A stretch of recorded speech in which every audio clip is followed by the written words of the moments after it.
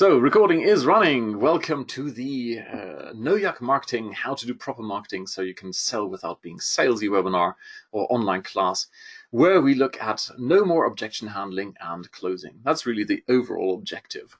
And another way of putting this is to look at what Peter Drucker famously said: the aim of marketing is to make selling superfluous. Now, this quote here is something I saw many, many years ago when I started my online marketing, my being self-employed journey. And it made sense to me intellectually. But then very quickly I started asking myself questions like, what does it actually mean in practice? And that's really what today's webinar or online class is about. It's basically my journey of figuring out what it actually means to reduce selling or remove selling from what it is you're doing. Hit 10, there you go. Welcome on the call. So, a tiny bit of bragging. I mean, most people on this call do already know me. Those who are new, here's a bit of inspiration. Sue has been on my list, as you can see, since 2011. And yesterday, or 2 days ago, she sent me an email saying, "Fight, I have always enjoyed reading your emails, taking your advice and purchasing some of your products and recommendations since 2011. Time flies. I've now joined the ranks of the not quite retired and I'm no longer involved with online marketing. I wanted to thank you prior to unsubscribing from your list and let you know why." Now, where do you find this? Where someone wants to tell you that they're unsubscribing almost in an apologetic way. This is what you're seeing here is the end result of what I do or what we do with No Yuck Marketing. And really the objective is not to just eliminate selling, but to get to this thing where you have those 1,000 true fans. That's really what I've always strived to do. When I first saw that article many years ago, I thought, that's exactly what I want. I don't want a massive list. I want a list of people who get true value. And when you have something like this, like Sue saying, look, I'm moving on in my life, but I really wanted to let you know, that is where you then see it does make sense. Alrighty, end of the bragging.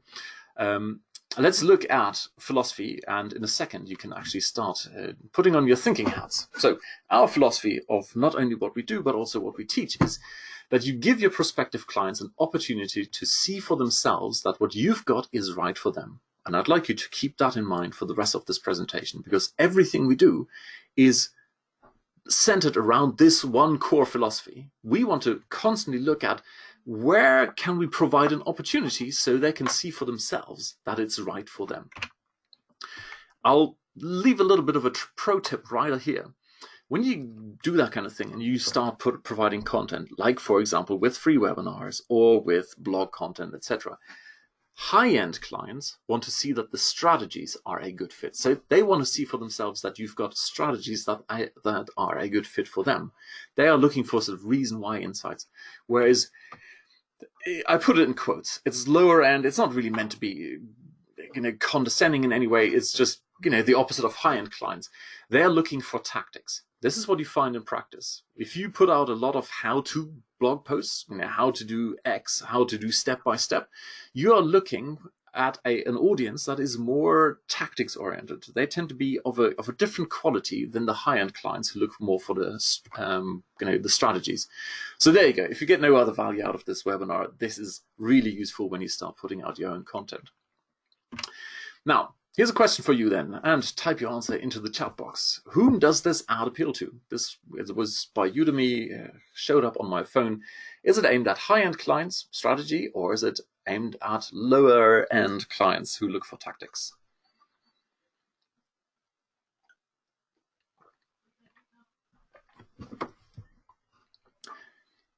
Vladimir's got it right.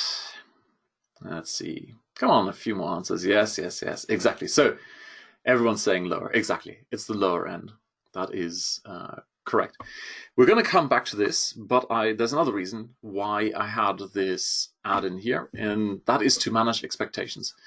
When I saw this ad where they say, become a professional with 16 hours of video footage, I thought, oh, dude, come on.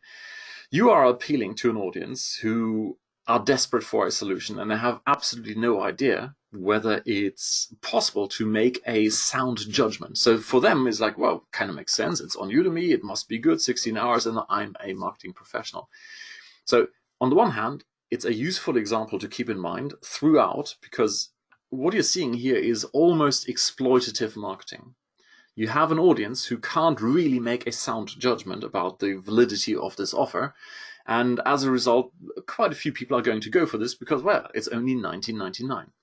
And the other thing is, I really want you to understand that what you're learning today, these strategies and a few tactics I'm sharing with you, are something that have taken me a long time to develop. And if realistically, once you start implementing, it's not something you will deploy in 16 hours and you will have everything I have learned in the last 11 years, right?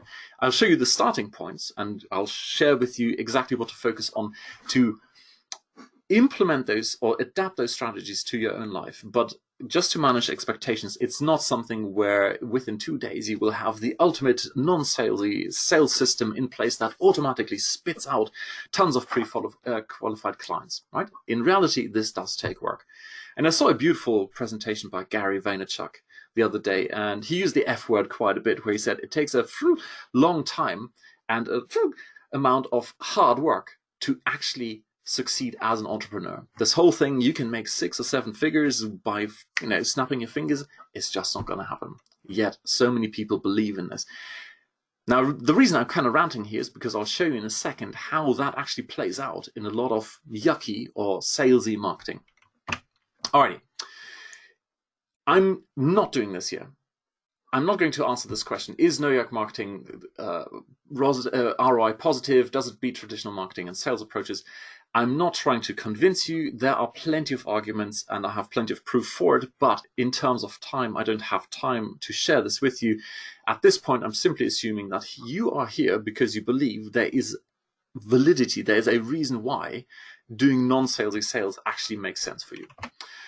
Alrighty, so let's dive into the fundamental model here. And this is something I have shamelessly stolen from The Ultimate Sales Machine, Chet Holmes's book, where he says, in general, when you have a population, around 3% at the very top, that's the red triangle at the top, will be ready at that point to buy your thing. So if you go into a big room of 1,000 people and say, hey, who's currently ready to buy a car? About 30 people will raise their hand. And the same applies to whatever it is you have got, whatever your service is, whatever your product is, roughly 3% are ready to take action right now. And then at the very, very bottom, you have those who are simply not a good fit. And the key thing is, we're not trying to persuade those who are just not a good fit, or we're also not trying to convert those who are actively opposed. I remember going into I used to do proper door-to-door selling, phone selling, all that good stuff, both whilst selling insurance, but also in my capacity as an offline consultant, where I went into local stores and shops and basically try to help them, or do help them, those who want to, with their marketing. And I remember going into it was kind of a little corner stop, tobacconist type thing. And I went in there and did my usual greeting them and saying, look, did they want any help with their marketing? And the response immediately was, are you suggesting that I don't know how to run my store? I've been around for 20 years and, bugger off. And all I could think was like, dude, compared to all the other stores, this is a manky little corner store where there's no one in there apart from you and me. Really, that should be indicative that you need some help. But when you have someone who says, I'm actively opposed to being helped, there's no point helping them, right? What we're also not trying to do, of course, is do the bloody battle for the 3% at the top.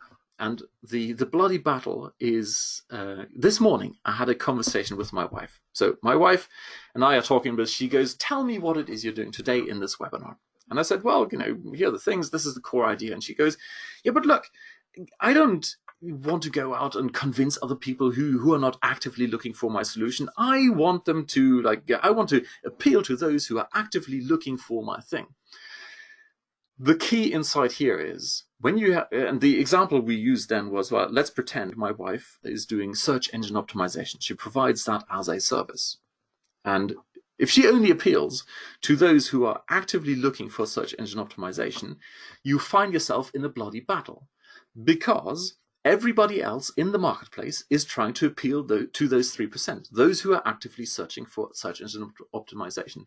So if you go to Google and type in, who can help me with search engine optimization? There will be lots and lots of people approaching you. I mean, you don't even need to do this actively. Anyone who's got a small business will have been approached by the search engine optimization fraternity, but lots of them, all the way from around the world. They try to sell you their search engine optimization techniques, even though you're quite often not quite ready. So we kind of expanded that whole example then, and I said, well, look, give me some business in Mülheim. Mülheim is the nearest town. She said, okay, hairdressers. Perfect. Hairdressers are, to a small extent, aware of search engine optimization, but the majority of them have absolutely no idea when it comes to online marketing. So if you could go in and show them very, very quickly that they could actually get more clients by just doing a couple of small tweaks that will take them 10 minutes, and suddenly they have their listings up on Google, for example, you will look like an absolute hero. And that is really what we're looking for here. We're aiming to be the hero to those who weren't aware that they could do simple twists or things in their life, or they have a missing piece. They actually want to get to that top thing. They want to be able to do search engine optimization, but they have this thing in their life where they just go, well, I don't know how to get into that position, so I can actually do search engine optimization. So our sweet spot with Yuck Marketing is the core middle bit, and in reality you will find that's about 60 to 70% of your market. So the very top is about 3%, and the very bottom is roughly 30%. They're not a good fit. But then you've got all of these people in the middle who may just be, or quite possibly are great clients for you, but they just weren't aware, or they're missing some pieces before they can move on. So that's really the core model of Yuck Marketing, that we're focusing on these. Now, as you can see, behind the avoiding, I have 3 asterisks. And that is because, well, in practice, of course, once you have an established business and you know who your target audience is and how to serve them, by all means, go out and spend quite a bit of money in general, where there is lots of competition, advertising is more expensive, on those top 3%. The other reason there are 3 asterisks is because, of course, what you do is by helping people with those missing pieces and by helping them become aware, you're moving people up, or I keep saying people, I mean your prospective clients, up from the middle to the bit where they are now ready for your service. And in that case, of course, you're going to serve them. I'm just seeing a cheeky comment here. You talk to your wife. Yes, I do. So to make this more tangible, here are some examples. And I've got 4 quadrants in there, and 4Q. 4Q is a model we have developed in terms of how ready people are, what the starting point is of their journey. And in the following examples, I'll give you individual examples. I'm not going to give you all the examples that fit into this, and it'll make sense later on when we get to the actual model. So Walt is an online acquaintance of mine, and he runs a webinar service. So at the moment we're using GoToWebinar. He runs another one. There is a very good reason why I'm using GoToWebinar and not Walt's service. I could equally well use Walt's service. It's just as good as GoToWebinar. There are reasons for it. Okay, so Walt runs this service, and his top 3% would be salespeople, or could be salespeople, who want to use webinars for selling. Now, this assumes that you have salespeople who have done their due diligence, they have done their research, they've figured out for themselves that webinars is where it's at, and they want to use them for selling. Now, the reality is you've got all the other ones, well, minus the 30% who are not a good fit, who, well, weren't aware that this is such a good thing, right? Walt can be an absolute hero to them by saying, look, you're stressed out by too many fruitless appointments. You're basically in a one-on-one situation where you need to talk to people one-on-one. You're wasting a lot of time. How about you have a one-to-many model, namely a webinar, where you pre-qualify and pre-sell, and then you only talk to those who are a good fit. He'd be an absolute hero. They probably just weren't aware of it, or they could have heard of it but never knew how to do it in practice. So webinar Walt, because he runs a webinar service, he could provide all the education in the world to help people, to give them clarity on how to move forward and start using webinars for one-to-many, let's call it pre-qualifying, not selling. Another example, this is Fiona, who's my wife. So this is a completely made up example in the sense of it's not Fiona, but the rest is real search engine optimization. This is the example we used this morning. If Fiona were to provide search engine optimization and reputation management, well, there would be 3% of local business owners who actually want it. However, she could be an absolute hero to the other ones who don't actively want it. And here's the hairdresser example. They just don't know how to get customers via this online thing. And I'll give you a specific step-by-step example in a second or in a few slides. All right? Or, for example, they didn't know that people leave bad remarks online and how it affects their reputation. So here's an example taken today from our hometown Mulheim. As you can see at the very top there on the left, B&DU Schnitt, I have no idea, I don't go to hairdressers, I cut my own hair, has 12 reviews and it's excellent. And as a result, it's at the very top. Now, they also have a website, whereas at the bottom you have Hunter's Hair, who only have 2 reviews and they're not very good at all. And they don't have a website and they're probably closing at 2 p.m. because, well, you know, guess what? They don't have enough customers.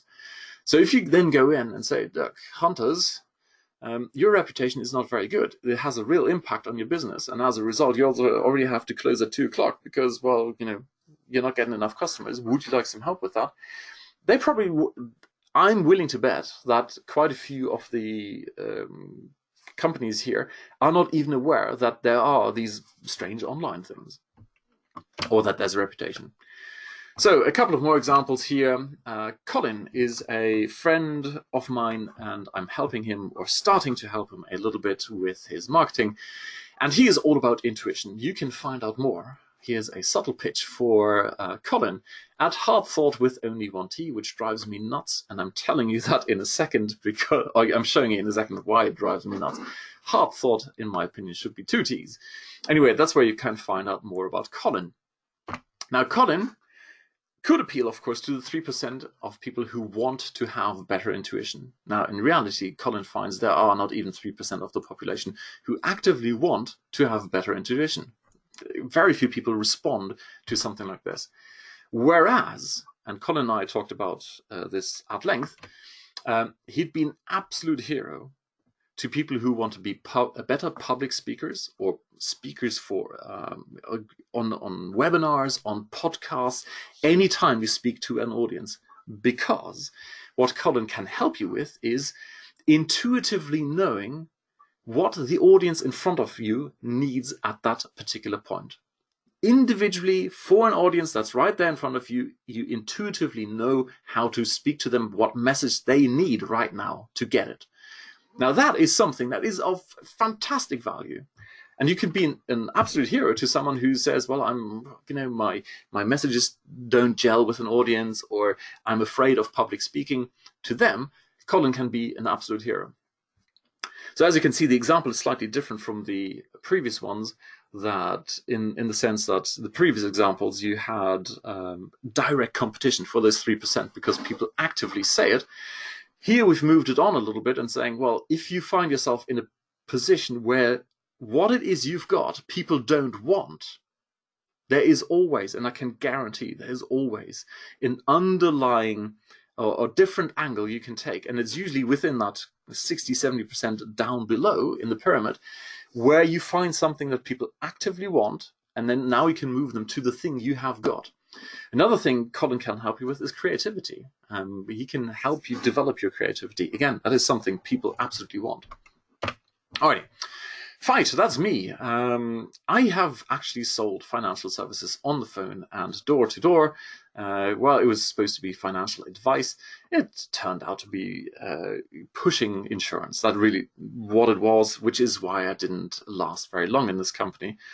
The real reason I left, and the real reason I'm here today, is that we were forced to use scripted objection handling. Everything was scripted and we were forced to do it. I mean, they'd observe and monitor our calls. If we didn't do it, we'd get a slap across the wrist. So there I am trying to find the few elusive ones who actually want financial advice. And guess what? The financial advice industry has such a bad reputation, at least over here in Germany, I don't know about the rest of the world, that people are sitting there literally with their arms crossed. They do not want to hear because they assume, they fear that they're going to be taken advantage of. And when you look at the model, they were absolutely right. It was all about scripted objection handling. It was all about hammering them into submission that they almost give up and then go, oh, all right, you sell me your insurance. Thank you very much. Now, you could be an absolute hero, and there are so many different angles you can take here. I'm just taking one. If you can help someone with, hey, look, there's more months than bank balance left, without starting to push your financial products, but actually helping them, you'd be an absolute hero to them. And then they become aware of that, well, actually saving some money might be a good plan, and making sure I've got, my insurance is in place might be a good idea, and so on. I've got the 3 asterisks there, if that's your target audience, in there, because, of course, if you have an audience that has more month than bank balance left on a regular basis, they're probably not flush with cash. So you need to decide whether they are a good fit for what you've got.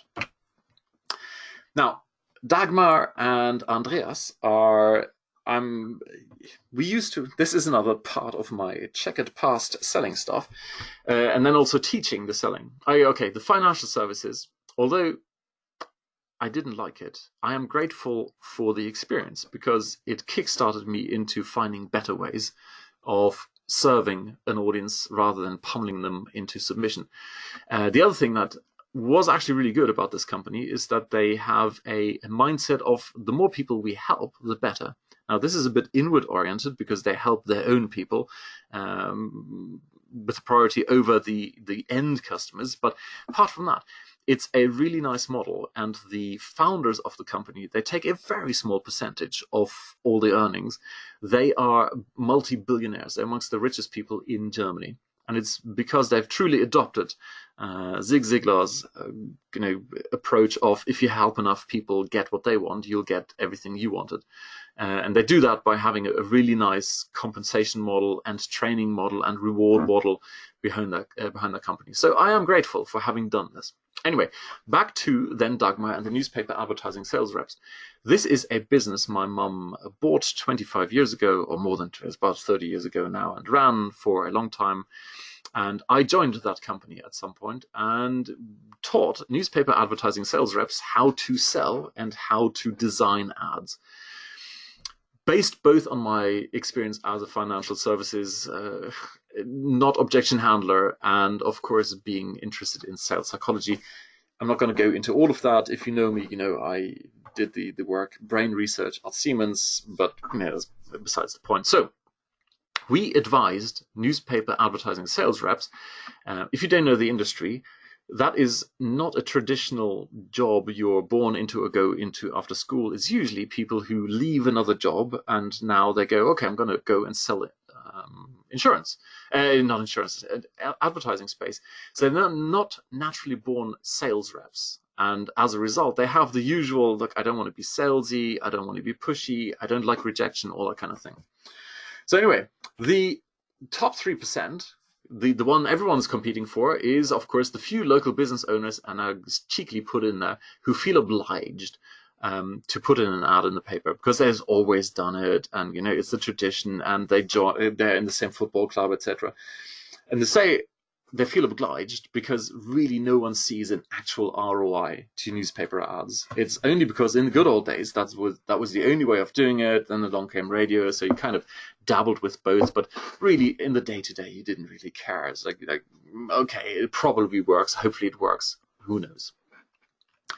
Now, you could be, or Dagmar could be, an absolute hero to those who, for example, suffered at the hands of Groupon. If you can go in and say, look, you did that Groupon thing and you're now deeper in debt than before, let me show you how to do proper lead gen, how to do proper offers that don't break the bank, how to do all of that kind of thing. And then move them up to the point where they go, well, part of my marketing mix may well be a well-designed newspaper campaign, because it does help with ad recall, it does help with all kinds of things. However, going in and saying to 97% of the people, hey, look, you need to put an ad in the paper, it's the usual, battle. Okay, I'll give you more space. I'll give you color for free. I'll give you 2 editions instead of 1. I've been there. I've done this. I've worked with these guys. My role was to shadow them, and I was the coach, and basically I was introduced as the new colleague, and I was sitting there shutting my mouth and just observing what was going on. And that's the typical battle for a newspaper advertising sales rep. It's like the vast majority of well, I don't see any value in this. I don't want it. Thank you very much. Get out. And then they try everything. All the objection handling, the bonuses, the scarcity. We've got a special edition and it's about barbecuing, but it's only today. It's like, oh, hell, it's terrible.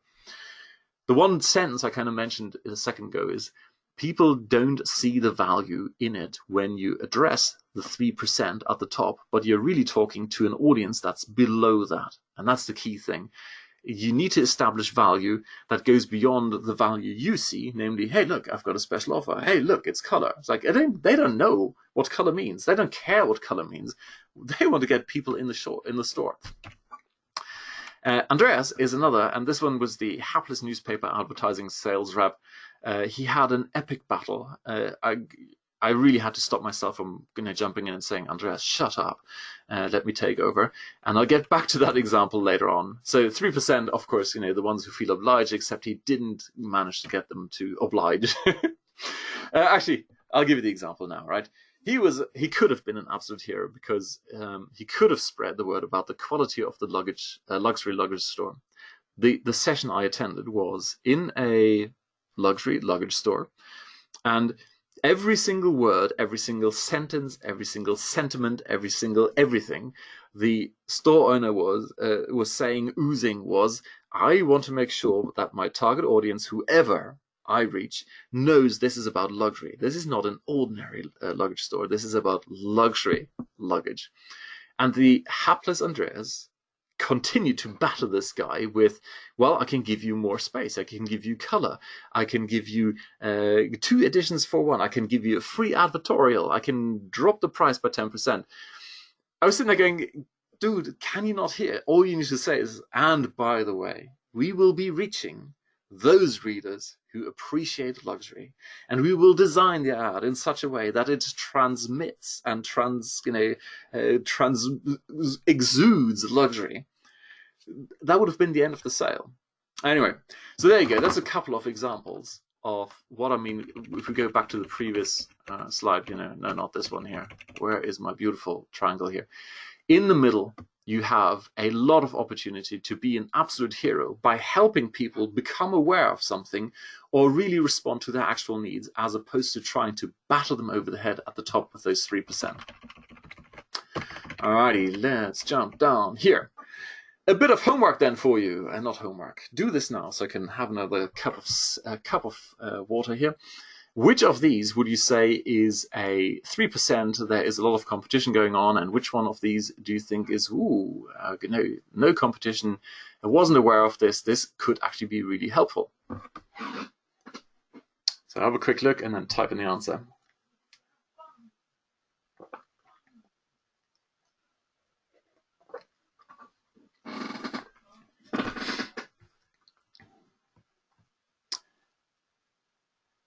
And I'll offer a local ice cream for the best answer.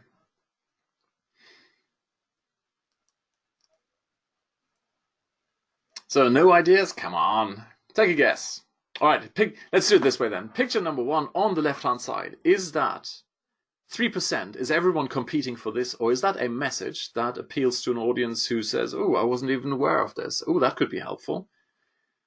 Yeah, silent killer, exactly, is what?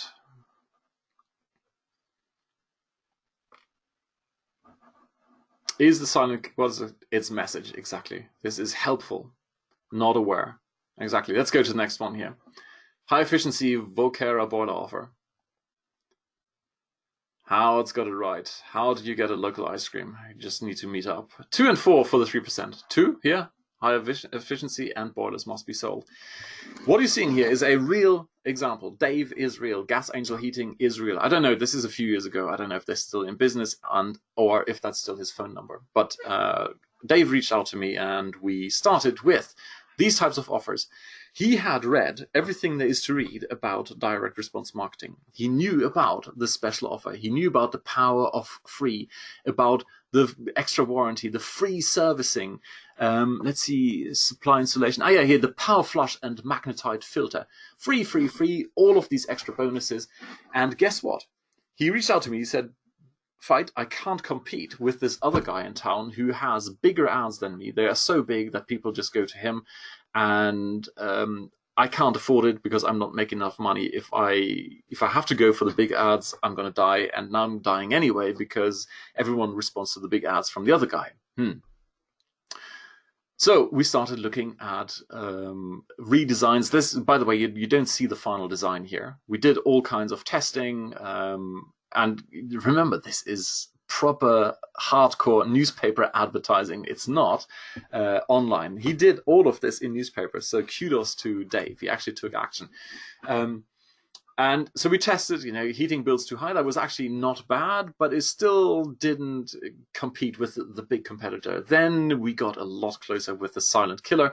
And the final eventual total winner, total and utter crushing it winner, was headline something along the lines, "Are you worried about carbon monoxide poisoning?" He had the phone ringing off the hook. Thank you very much. And why is that? Because everyone was competing around these things. Yeah, we got more warranty, more free shit, better prices. That does not talk to the vast majority of people who don't wake up in the morning and go, I want a high efficiency Vocera boiler offer. But they're certainly interested in, hey, look, CO1, man, that could be quite dangerous. Please let me know what's going on. Howard says, would you recommend going after the 3%, the middle 70, or both? Well, that's kind of what I mentioned earlier. That's why we have 3 asterisks behind the battling for the top 3%. If you have an offer that immediately appeals to an audience that says, I want that, by all means, go after them, but don't make it your core business, because typically someone will get a bloody nose in this battle. And in this case, it was Dave, right? Dave could not compete with the other guy who had bigger showrooms, more installers, just couldn't compete on volume and price. And the moment you've got a 3% battle going on, that's kind of what we talked about with my wife this morning. She said, well, look, I just want to offer SEO courses to people who actually want SEO courses. And then my response was, well, yeah, that's fine. But then there is Howard over there who also has an SEO course or service, and he offers a free bonus. And then there's Peter over there who has that plus a bonus plus the cheapest price. And then you've got Dave over there who's got not only the cheapest price, but also kind of urgency and scarcity. Someone is going to win in this 3% battle, and a lot of people are going to lose. And that's why my advice is go and serve this massive audience who want to have help. They're just not they haven't tuned their mind to, actually, I want this particular boiler yet. Alrighty, so in this model here, where we say at the bottom, not a good fit. And by the way, this is meant to be respectful. I know the rejected stamp is not very respectful. It's accepting that some people are not a good fit. The mindset is not compatible, or they are clearly not a good fit for what you've got. So we want to focus on the middle bit.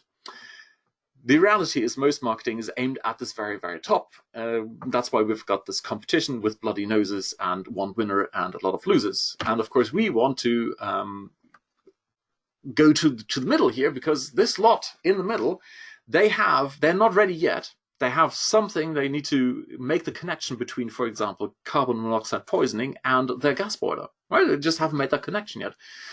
Or they weren't aware of something, or they have a missing piece. They are aware of a pain and they are aware of a solution, but there's a missing piece. And we'll get to that in a minute, because that's why we have the missing piece in boldface here.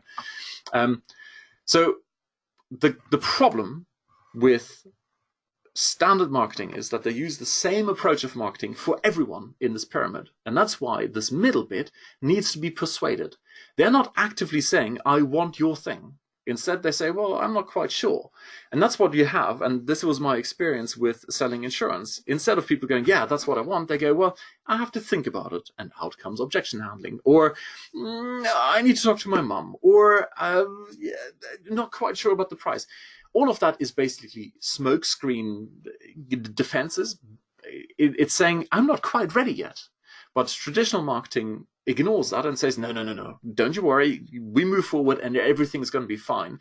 And if people then still resist, you bring out the the urgency and the scarcity and the bonuses, and that works. It works in practice. You hit people, or you shame them into taking action. The fear-based stuff you see with insurance selling.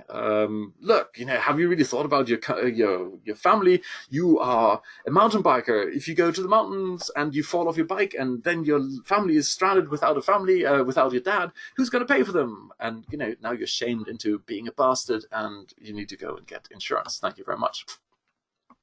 So that's kind of the reason why. And now we come to how to do this in practice. Let me look at the clock here.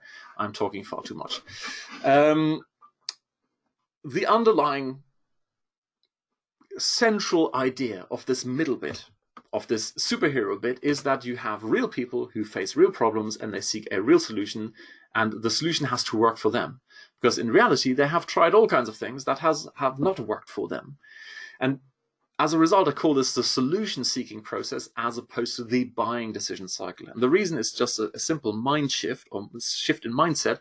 So you don't go out and constantly ask yourself, how can I persuade them? How can I get them to take action? How can I get them to pay attention to what I've got? But instead ask yourself, well, what obstacle are they facing in their solution-seeking process? They're struggling with something. They have real obstacles in their lives, and they'd like to overcome them. How can I help them? That is really the approach we're taking here.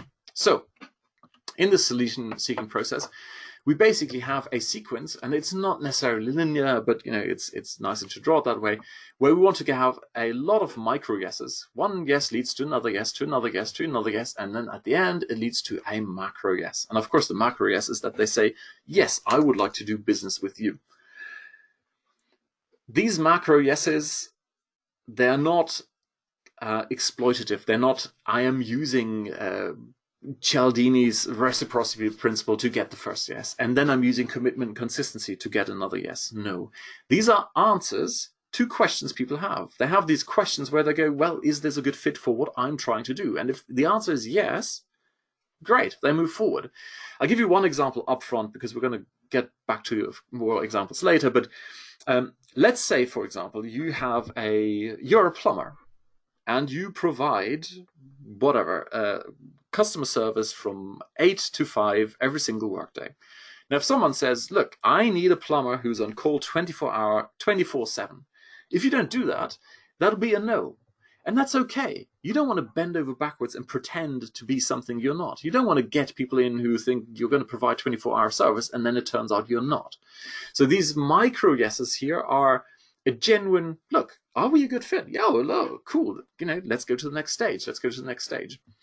So these micro yeses is basically the bulk of the next few slides, how to get those micro yeses, or more specifically, what questions people ask themselves, so you can answer them in a truthful, honest way, so they can say, yes, I'd like to move forward and eventually possibly get to a macro yes, or say, no, I don't think we're a good fit, but that's okay. So here's a very quick example. Drip is an email responder service I got earlier, and they asked me for a macro yes off the bat. They said this, hey, we've got a brand new toy. It's a visual email builder. Would you like to have it or no? At this point, I didn't even know, what happens when I click on here. Am I going to be stuck in this new thing? Can I go back to the old one? So my initial reaction was, no, I'm not interested. Look, now I have an objection, and we'd like to overcome that. Well, fortunately, I had these little arrows here, and I can click on them and go, well, actually, it turns out they start to explain what it actually is. Okay, on the left we see visuals and text. Well, interesting. Well, I kind of assume that it doesn't get me super hot, but it could be a little guess. Formatting, drag or drop wherever I want. Oh, that looks quite exciting. That certainly gives me more flexibility. Yeah, why not? That's certainly a little micro yes. Then we've got on left here, point and click your email savior. And they're saying, ever try dragging an image down a super long email only to drop it in a place you don't want it, destroy the rest of your formatting? I've done that. I've been there. It's a pain in the backside. And you end up deleting the entire email. So I'm now at this is definitely a micro yes. Will it look good? Damn right it will. So we're macro yesing away here. And finally, well, you had me at undo. They also have built into this super duper thing an undo functionality. And that is huge. When you create big, fancy, complicated emails and you can undo and go, oh, actually that didn't work out, because a lot of the time things don't work out and suddenly everything shifts around. You had me on undo. And there you go. Boom. We have a macro yes. So the three main categories of unanswered questions, that's really what it is. Traditional marketing doesn't answer these questions. We want to answer those, so we have a micro to macro yes factory. And the three categories are hardwired, journey, and personality. And when you get those right, when you answer those questions, you end up with a macro yes. So the purpose of the first one, which is the hardwired ones, is to get attention. And I mean this in a respectful manner that doesn't get marketing BS meters off the charts. Not the like, oh, free beer and boobs, anything like that, or anything where you have inflated claims. You can lose 20 pounds in 12 seconds, just whatever. I mean, people go, yeah, heard that before. It's no longer believable. And we need this. We need to get attention in a respectful manner, because if you don't, the journey never starts. People will never look at your stuff if you don't get attention.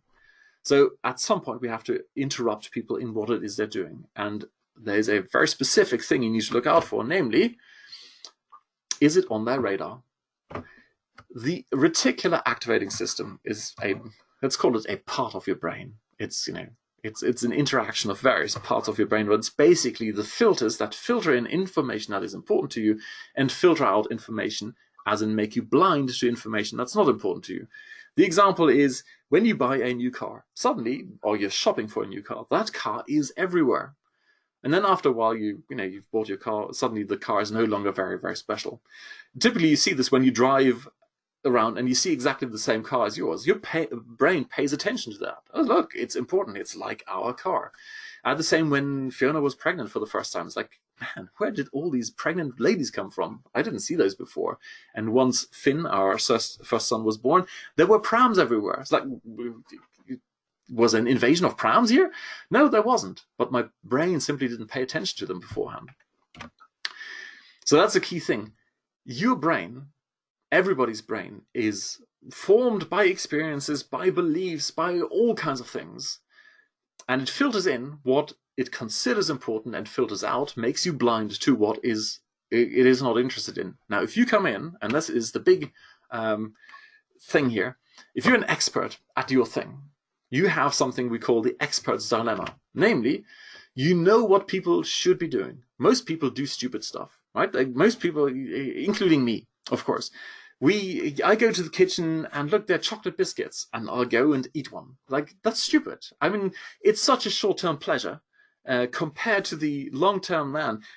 One biscuit will take me 1 week at my age of going on a semi-diet just to make up for that one stupid biscuit. It's stupid. People do stupid stuff. So you as an expert know what people should be doing, but they're not doing it. Instead, they do what they want to be doing. And that's the big problem, because you then go in and tell them what they should be doing. And of course, their reticular activating system is tuned to the things they want to be doing. My brain goes, where can I find another chocolate biscuit? And that's the big problem. So takeaway number one here, or 2 or 3 or whatever it is for you, is if you don't work with the reality your prospective clients face, you might as well do something else, or go for a swim in the river. It really is a waste of time, and the reason I say that is I've tried it several times. I always thought that it's kind of disrespectful to go out and say, look, you want to do, and whatever it is people want to do, because I thought it's hypey, everyone else is claiming it, they've tried it before, they didn't get results. If I go in and repeat the same thing, that's just terrible. No, the reality is that's what brains are tuned to. And I can show you sales numbers. It's ridiculous, where I show them what they should be doing, and guess what? I mean, crickets, or 2 people are in charge of their reticular activating system enough to see beyond what their blinkers are telling them, you will fail. I wish I could draw a big red circle around this. You will ultimately fail if you go and give people what they should be doing instead of what it is they want to be doing. So please, draw a big X on your screen right now. This is probably the most important slide of this whole thing. There's a little side note here. It's got all to do with decision making in an information void. When you have lack of clarity, when you don't know how to compare options, and this goes back to the middle of that pyramid, anything and everything that promises to do the X you would like to have, but you don't know how to do it, will look appealing. So, for example, you are looking to attract clients. As a result, your brain will let in any information that promises to attract clients. And because you are kind of lacking information on how to evaluate if a particular method is any good or not, your brain just says, well, I don't know how to evaluate it, so it must be good. In it comes. So this is one of the things where you then have people getting shiny object syndrome and jumping from course to course because they say, oh, what I really, really want is clients. And as a result, everything that promises to get clients will look appealing, and they'll go for this.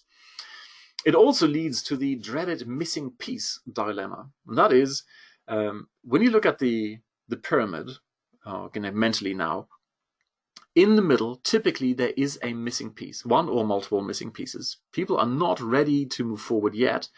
And then someone comes along and claims that their new method is the missing piece. If you only do this, X, then, it's the missing piece, and, the reason you haven't succeeded so far is this missing piece. So let's take Facebook advertising as an example. You have tried Facebook advertising, it hasn't worked, and someone comes along and tells you, well, the reason it doesn't work is because it's competitive and you need to do retargeting. The moment you do retargeting, that's the missing piece, everything's going to be fine. What do? You buy the retargeting course. And that is, in my opinion, one of the big reasons why when you have a situation where people use common persuasion techniques on absolutely everyone, one size fits all, you will have some people who take action purely based on the, all right, it must be the missing piece. I hope it is going to work for me. And look, there were some bonuses and some urgency and scarcity. I couldn't stop myself. I just went for it. And I kid you not, I've talked to many people who've done that. I've done it myself. I still do it sometimes. You buy this in the hope it's going to be the missing piece. And then a few months later, you go, well, I don't know what I was thinking. This is so stupid. Because you then, a few months later, have the information that explains why this was not the missing piece. Anyway, it's a little side note. It hopefully helps you whenever you are looking for a solution to something. And the moment you realize that actually you're looking for a big picture solution and you don't really have any information to make an informed decision, you are probably falling prey to that bit in your brain, the reticular activating system, that says, well, I can't make a decision. You've given me the trigger word, client attraction. It must be good. I'm going for it. Alrighty. Detlef says, I've experienced the side note several times. We all have. Detlef, you're not alone. I've been there many times. In the beginning, it was like, I started this online journey, like, how can I make money online? So everything that said you can make money online looked appealing. Then I started looking for, how can you attract clients? In order to overcome this sort of salesy experience with the sales insurance people, insurance salespeople. And so everything that said client attraction looked very appealing. And it took me a long time to figure out that most client attraction, in quotes, courses out there are basically nothing but dressed up direct response marketing courses. They will use and teach the good old use urgency, use scarcity, use a system, put it into 5 letters and everyone's going to be happy. Use, all these hardwired responses. There is nothing really new out there. But because my brain was tuned to, I want client attraction, and I had no real solid information for evaluating if something was good, well, I went for it. So hardwired response number 2 is lack of awareness or being unaware. And I've kind of mentioned that before. I give you one quick example here. I used to work for Siemens, did a lot of transatlantic traveling, and as a result, there was a lot of jet lag. So, being a research geek, I researched and found this book here, which I instantly highly recommend. So this is a very, very simple method. It's a very simple and cheap book. It's an easy read for overcoming jet lag, and it works like a charm. So I thought, brilliant, I'll go back to the office and be a superhero and tell everyone about how to overcome jet lag, because they're all traveling transatlantic and everyone's going to be happy. Yippee. Except I violated one very, very important thing, namely their view of the world. And that is, when you show up in the office, having just traveled transatlantic, and you've, despite the jet lag, come to the office, you are treated like a superhero. So I was taken away there. You're being a superhero by having this book. As a result, no one, absolutely no one was interested. Thank you very much. The reason I'm telling you this is that we're looking at the bigger picture, how to attract people's attention. You need to be aware that when you go in and touch on something that they are unaware of, that you're not violating their view of the world or taking away a major benefit. Just saying. Alrighty. The third aspect of this is that you have limiting beliefs. And limiting beliefs is such a big topic, I'm just going to give you an example instead of going into depth what it means and how it fits with comfort zones, etc. So the first thing is, limiting beliefs are true in everybody's minds. My beliefs are true and your beliefs are true, and everyone has their own truths. And you need to pick them up as truth. It's a bit like the reticular activating system lets in certain information. The same is true here. You need to pick people up where they believe truth is. If you violate that, again, they're going to be blind to your message. So here are typical limiting beliefs of local business owners. And I've been there so many times, and there is no point saying, no, it's not true, right? Newspaper ads don't work. This is based on a one-off experience where they do one newspaper ad and they didn't get a massive influx of people, and as a result they decided newspaper ads don't work. Okay, fair enough. This is a truth for them.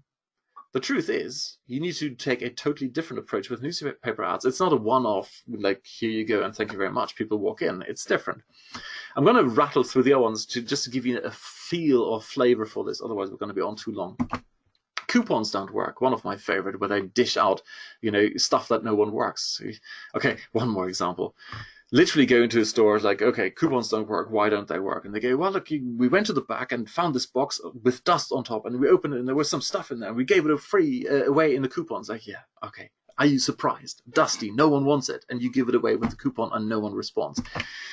They want to appeal to everyone. They rely on word-of-mouth marketing. Passing trade will do the trick. These are the classic beliefs local business owners have. And if you go in and say, by the way, coupons work, or you're an idiot for trying to appeal to everyone, look what Seth Godin says. He says the opposite.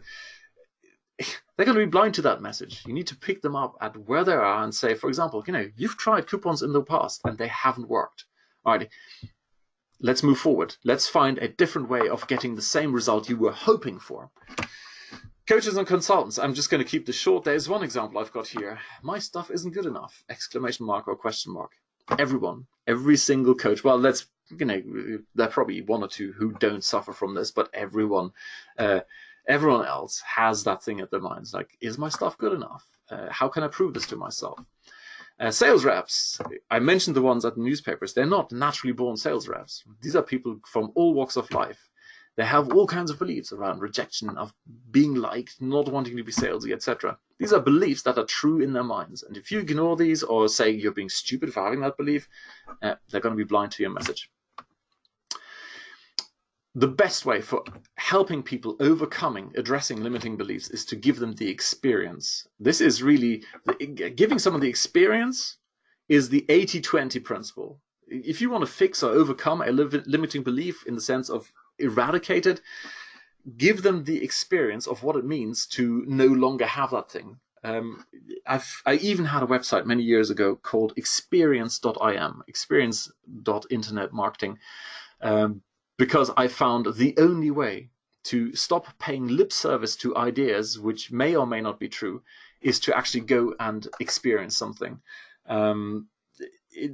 I've been to so many breakfast meetings where people pay lip service to the old, the customer is king, and then recession comes along, and the first thing they do is they cut customer service. They stop customer service training. It's like, hello, how stupid is this? But hey, there we go.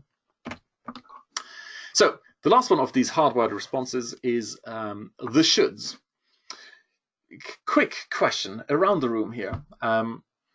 Do you know that you should be building an email list? Type in a yes if you know you should be doing this. I'm getting better than yes. I'm getting sure. Exactly, sure. Yes, yes, yes. Now's my question. Are you actually actively going out and building an email list? I'm seeing all the sures. Yeah, and now I'm seeing the no's. Exactly. You should be. Now, okay, no need to be ashamed, right? But this is the key thing. When you go out, and this was purely to drive home a very, very important point.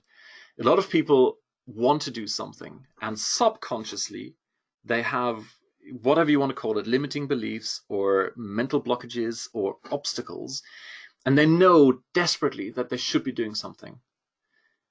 And you come along and say, well, all you need to do is this, and they go, oh, I really, really want to, but I don't know how to. If you can help them with this, and now we go back to the philosophy of Yuck Marketing, if you can help people move forward, get through these barriers, you are their absolute superhero. Right. So, summary of this section here. How do we work with, use hardwired responses and patterns to help our clients? The help probably should be in boldface, whilst getting their attention in a respectful way. So remember, we're trying to get their attention, because if there's no attention, we can't move forward. The key thing here is it must be a want, never ever a need. And there are 3 asterisks, because you may be lucky enough to find an exception, but I can tell you from personal experience and doing this with many business owners, want pretty much always trumps need.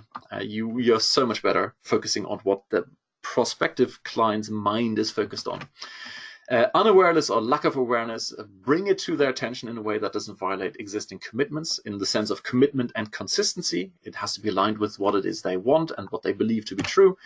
The limiting beliefs are a huge, huge, huge opportunity for you to be of tremendous value, because if you can help people overcome these things, and deep down quite often people know it's a pain point, but if you can help them overcome this, especially in the form of an experience, absolutely fantastic. But of course you need to be careful how you pick people up, where you pick them up. Where you go in and say, look, you're being stupid for believing that coupons don't work, well, it violates what they've already committed to. And then of course these shoulds. This is so big, I probably should have had that on a separate slide. It is massively valuable, but has to be respectful. It's a pain point. And when you say, look, you've failed so far and you're probably going to continue failing, well, why should people pay attention to you?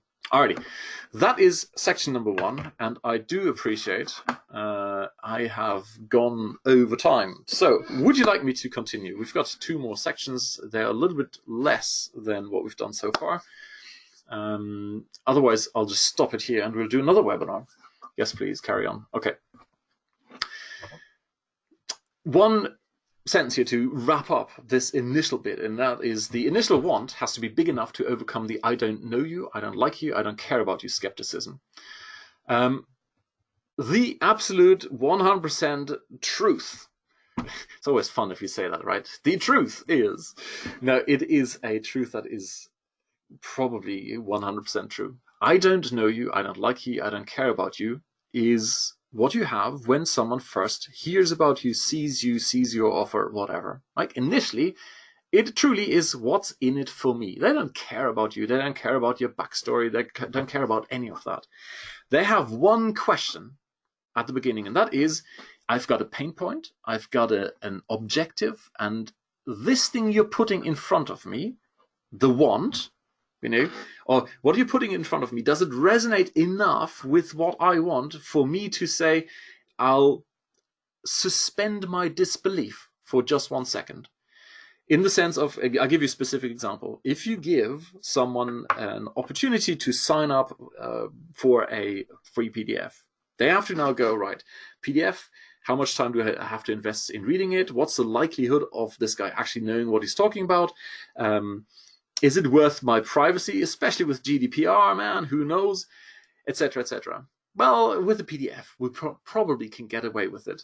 But now, at a webinar, I can tell you from personal experience, if and when you try to get people to register for a webinar on Facebook, it is hard work and it is very, very expensive.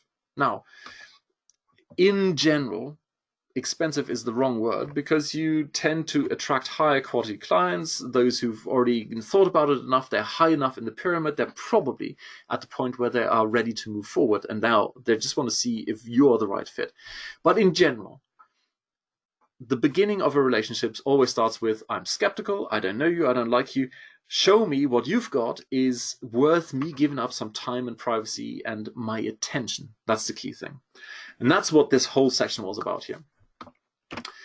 So here is, I promised an example. Here's an example of where you combine various hardwired triggers and beliefs. If you have a Facebook course for pizzeria owners, well, the first thing they need to believe is that the internet is a viable advertising medium, ideally for pizzeria owners. If they don't believe that people buy through the internet, and that's our next step, there's no point continuing. Then they also need to believe that local prospects, not just anyone, but local prospects are online and you can find them. This is a key thing, right? There's one point being people being online, they know that, but are the ones within the 10-mile radius online, and can I target them specifically?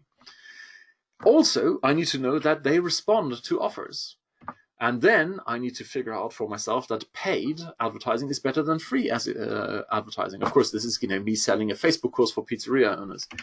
And then, of all of those things, that Facebook is actually the best medium because that's where people hang out. And then they need to know that it's easy to, and they can get an ROI without having to hire someone to do it for them.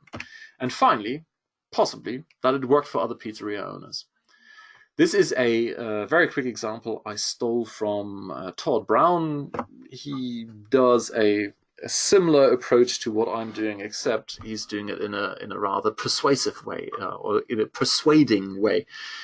So we're kind of polar opposites from that, but he uses the same kind of thing, the micro yeses, except his focus is on then persuading people to take the micro yes steps.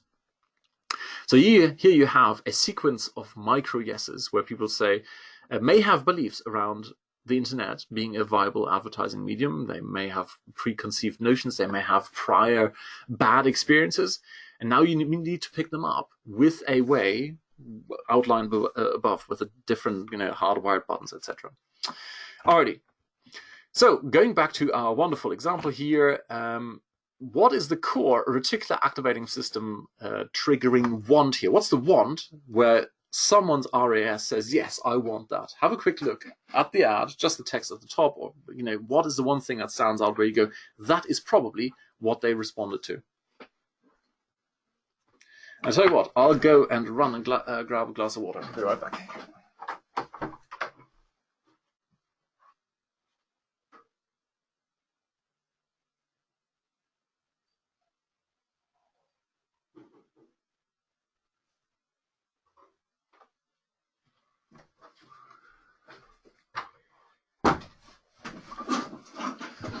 I've got lots of the Quick Pro for little money. Yes, so that's one. The digital marketing professional, become that. Tony says there's a missing piece about knowledge. That's a nice one. Yes.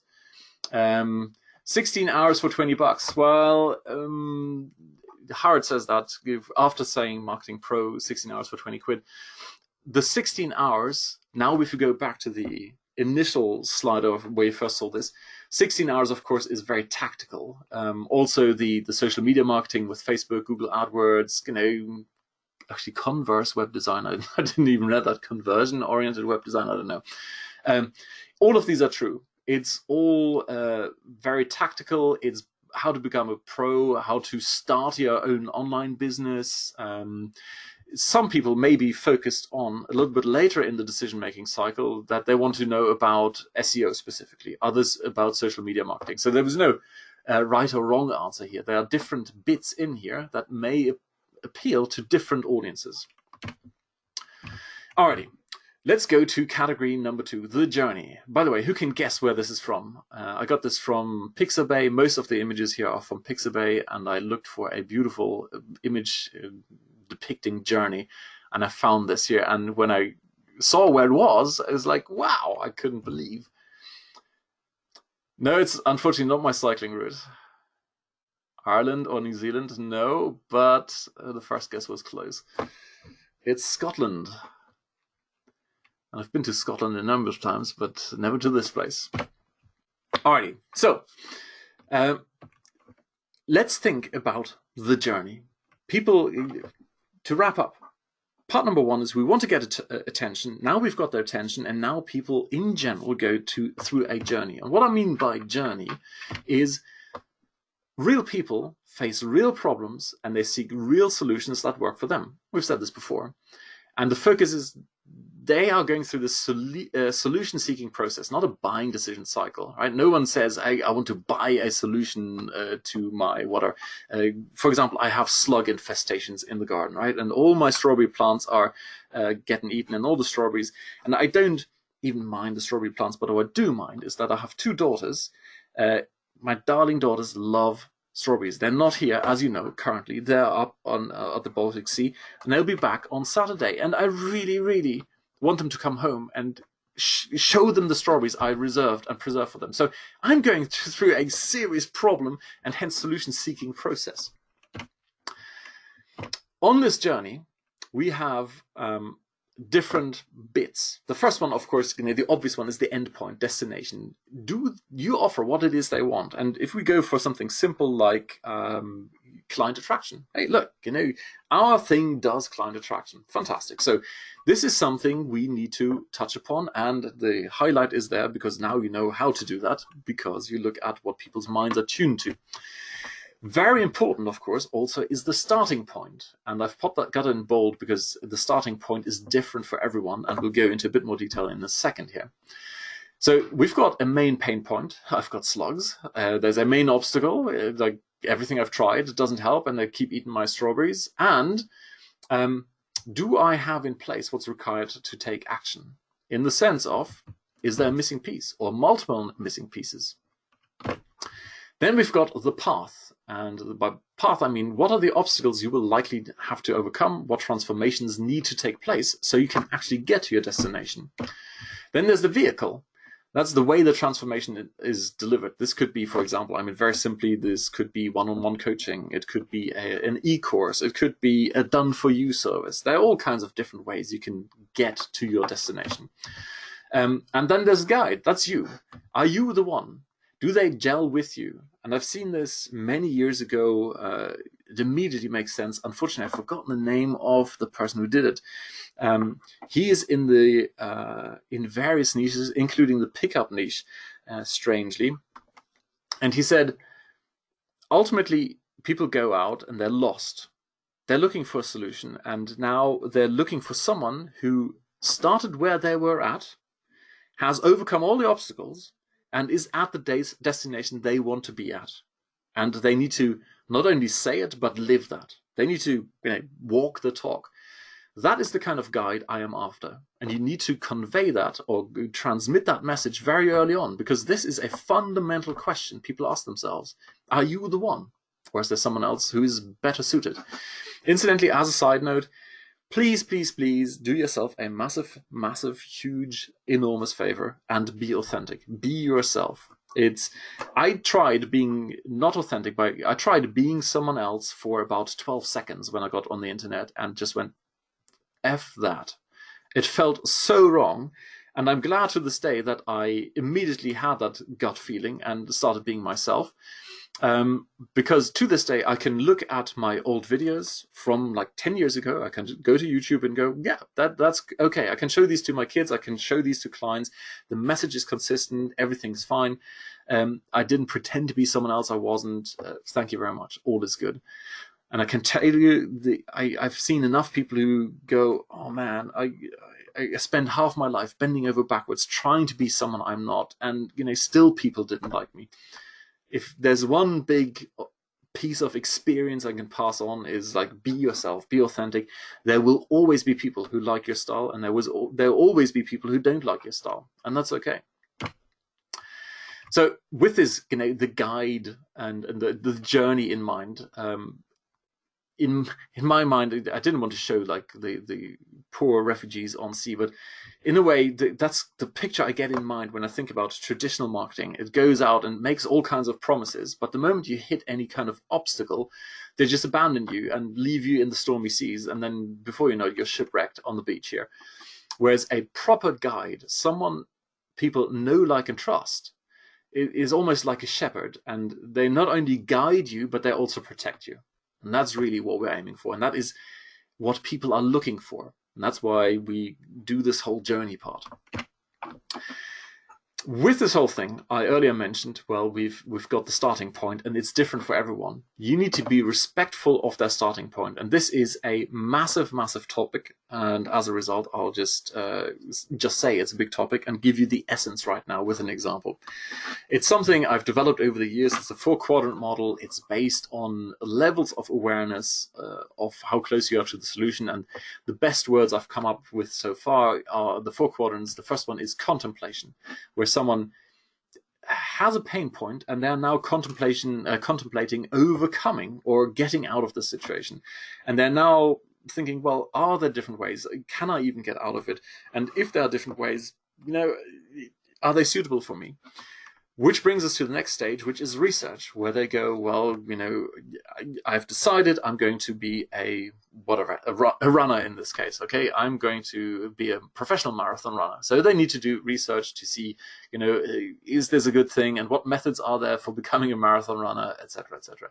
The next one then is planning. So once they've decided, okay, the best way to do it is to do altitude training somewhere in South America, they need to go and plan how to do this in practice. And then, of course, at the end of the whole thing, there's execution.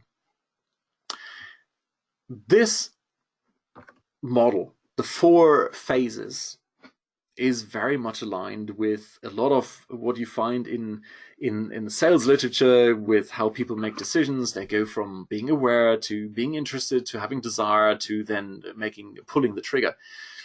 The reason I have this model is because, once again, we've turned it around to real people have real problems, and they're seeking real solutions that work for them, because they've tried stuff in the past that didn't work, and now they need to figure out, well, based on what I already know, what doesn't work for me. You can go in and help them with their research. You can help with the planning and the execution. I'll give you the quick summary of roughly, where you find the different pockets and how you can take care of them. If someone is contemplating, you can provide clarity. You can say, look, this is for this kind of person, whatever. Let's take something more, closer to home. Let's say life coaching. So if they want to become a life coach, you can say, well, this is very good for the kind of person who's like this, someone who likes engaging with other people, who's interested in other people, who has perhaps gone through challenges in their life themselves. It's not for the kind of person who likes to sit at the computer and be left alone. There you go, that's it. The research phase, so in general, contemplation is about a lack of clarity. And if you go in and provide clarity, and that's all you do, you provide massive transformational value, because now they can move forward to the research phase.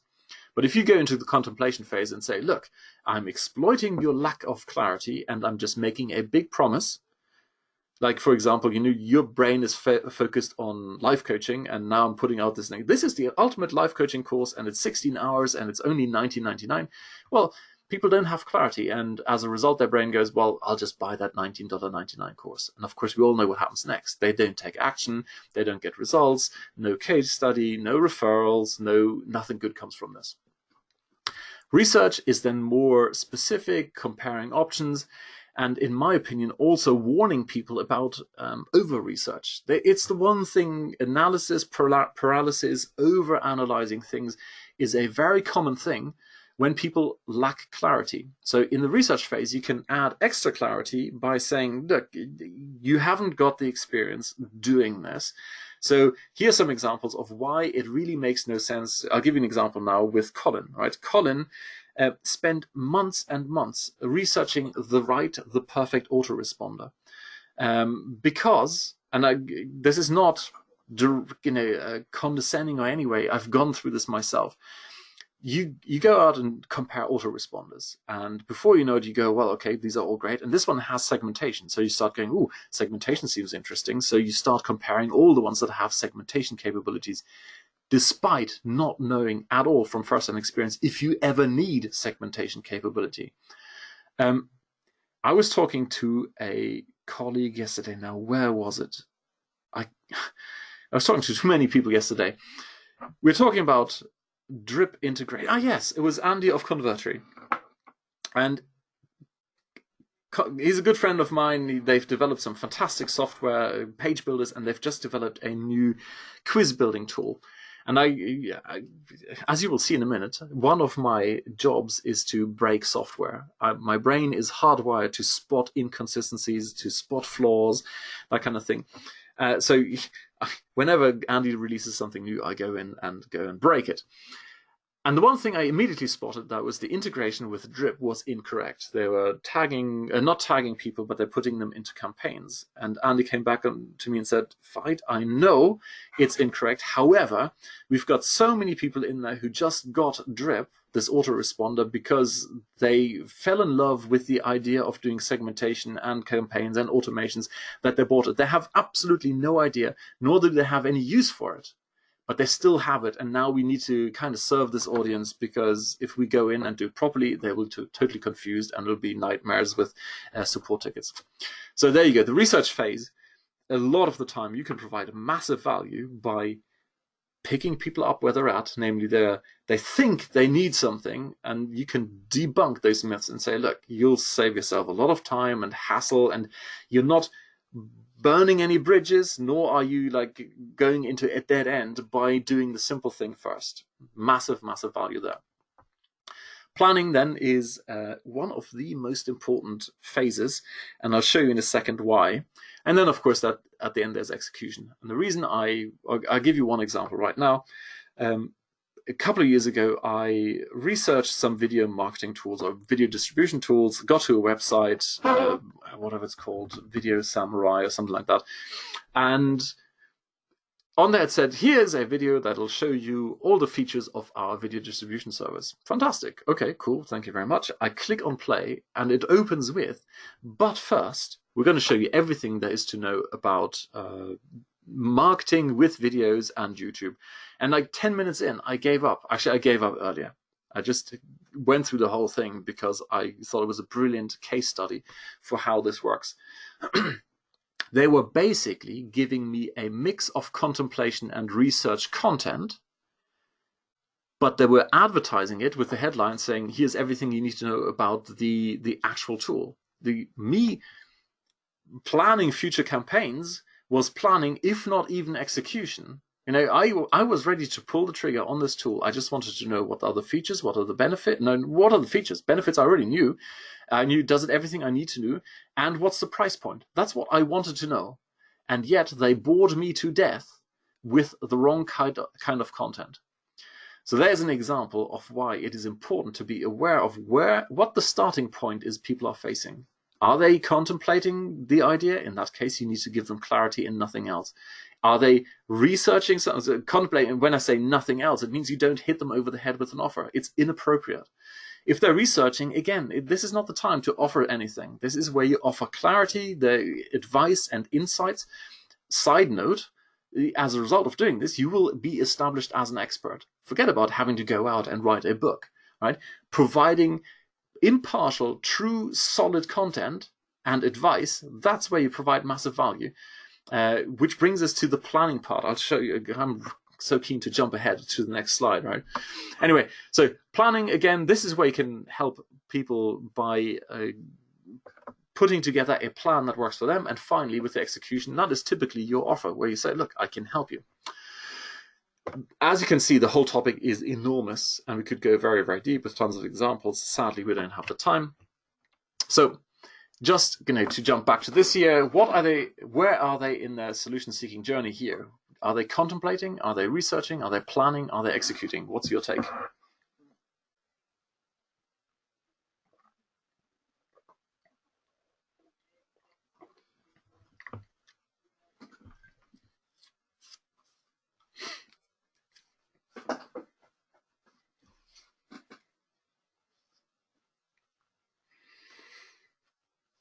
I'm getting mostly contemplating. Exactly. Oh, we've got a research. Yeah, could be a research. There's, again, no right or wrong. But I agree with, I think I even had that in here. Let's have a look. Yeah, C/O/R, right? Contemplation or research. They are looking at starting an online business. Starting an online business is not something you are actively researching. That is a wish. That's something, ooh, might that be a good thing for me? If you can show someone what it actually takes to start an online business, that is of tremendous value, because then they can go, yeah, it's for me, or it's not for me. One reason I've put that in there's something to have a different perspective here, is a lot of the time in the contemplation and research phase, people have heard about the pros, but they have not considered the cons yet, and that's where you can provide real value. Alrighty. The main driver, as you heard, I was getting so excited about the planning phase. Okay, the main driver of attention is, of course, the RAS. We've done that. The interest, and now anyone who's paid attention to the marketing over the last 500 years will start to see the first letters with attention, interest. What's the next one? Desire, AIDA. Exactly. Thank you very much. It's the AIDA formula. So attention, reticular activating system, that was one part. Interest is, to a large extent, the journey. And desire comes out of something that is called self-efficacy. And I'll give you an example in a second, and you'll get a big bonus takeaway lesson number 2 today. All right? And of course, then there's action at the end. So I'll give you self-efficacy. The psychologist Albert Bandura has defined self-efficacy as one's belief in one's ability to succeed in specific situations or accomplish a task. Okay, fair enough, fine. There has been research over the last many decades on productivity, on changing habits, and there's a fantastic book called Changing for Good, I think, by Prochaska and al., and they did a meta-study of all the literature, or not all, but a ton of literature on productivity, on changing habits, including nasty habits like giving up smoking, abuse at home, self-harm, all kinds of things, really, really terrible things. And the one thing they found out is that the driving factor with all of this is self-efficacy. They have a multi-stage process. You need to initially be fired up enough to do it. But the actual making real change in your life is self-efficacy. Now, self-efficacy is one's belief in one's ability to succeed in specific situations or accomplish a task. Now, let me show you something else. The definition of trust. The firm belief in the reliability, ignore reliability, truth, or ability of someone or something. Well, see the difference there? The belief in ability to succeed, and trust is the belief in ability of someone or something. It's pretty much the same thing, right? Self-efficacy and trust. Now, why am I telling you this? Do you want to take a guess? Take a guess why I'm telling you this.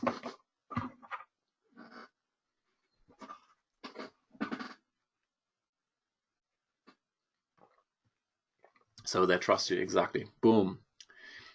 100% winner, so they trust you. This is not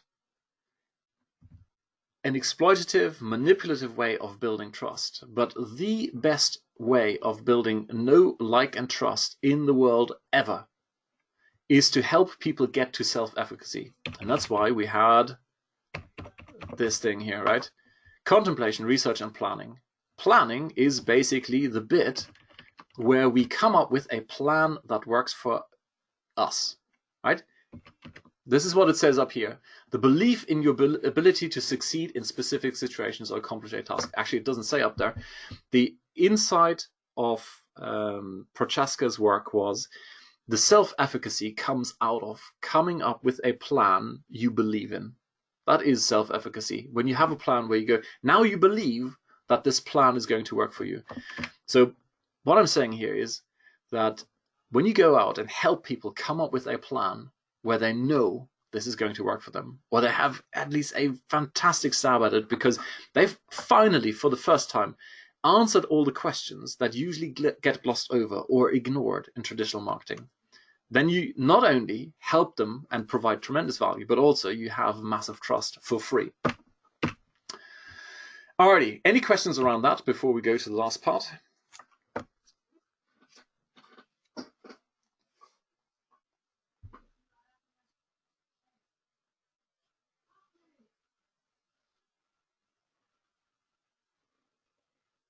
No questions? Okay, good. The last part then, category number 3, is personality type. And this is an advanced topic. It's icing on the cake, so I will keep this fairly short. But I couldn't resist. It's a beautiful picture. Loving it. So, some will, some won't, and not because of what you think. What you're seeing here is a tunnel. It's not the tunnel, but it's similar to the tunnel where I first encountered personality typing in this form. Maybe background story, at Siemens, we had a very progressive CFO who was very much into personality typing, and he organized that a university study would take us into their study, and we had to take 30 different personality types.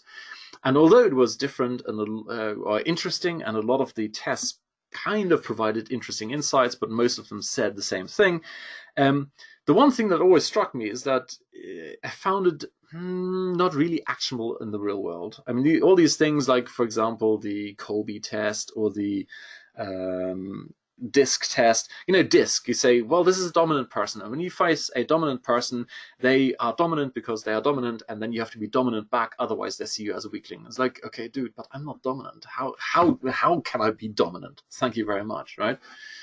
Let me just quickly look at this question here. Why wouldn't we present an offer to research content we provide, like a review site? Why wouldn't we present an offer to research content we provide, like a review site? Howard, I'm not 100% sure I understand the question, so if you rephrase that, I'll continue with this story here, and I'll get back to your question in a second. Alrighty, so I never found the personality typing tests very actionable. They were very insightful. You go, yeah, I finally understand myself, but it doesn't really help me how to deal with other people. So we end up going on a holiday in southern France, near Montpellier, where a friend of mine lives, and behind his house is a massive quarry. I mean, it's enormous, this thing. It was so big that they used to have a train in there and to carry out the stones. It's since been abandoned. They've taken out the train tracks, but what is left is the bed of the train track, including a tunnel almost like this. Well, the walls were actually smooth in the sense of they were stone. It was built as opposed to just hammered into raw rock. But apart from that, it looks exactly like this here. You've got a hole in the mountain, and then it goes dark. It goes very dark. It goes completely dark.